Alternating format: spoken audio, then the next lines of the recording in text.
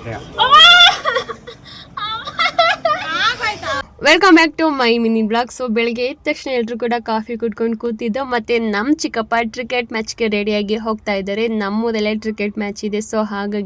So ಎಲ್ಲರೂ ಕೂಡ ಬೇಗನೆ ತಿಂಡಿ ಮಾಡಿಕೊಂಡು ನಮ್ಮ ಮನೆ ನನಗೆ ತಿಂಡಿ ತಿನ್ನಿಸ್ಕೊಂಡು ಎಲ್ಲರೂ ಕೂಡ ಹೋಮಿನಿ ಗಾಡಿನ ಹತ್ಕೊಂಡು ಹೋದು. ಒಂದು ಗಾಡೀಲಿ 4-5 ಜನ ಹೋಗ್ಬೋದು, ಬಟ್ ನಾವೊಂದು 20 ಜನ ಹೋಗ್ತೀವಿ ಒಂದು ಗಾಡೀಲಿ. ಸೊ ನಮ್ಮೂರಲ್ಲೇ ಕ್ರಿಕೆಟ್ ಮ್ಯಾಚ್ ಇರೋದು. ಒಂದೇ ಊರು, ಒಂದು 7 ಟೀಮ್ ಇತ್ತು. ಯಾರು ಗೆಲ್ತಾರೆ ಅಂತ ನೋಡೋಕೆ ಇಡೀ ನಮ್ಮ ಊರೇ ಬಂದು ನೋಡ್ತಾ ಇದ್ದು. ಒಂಥರ ಖುಷಿ.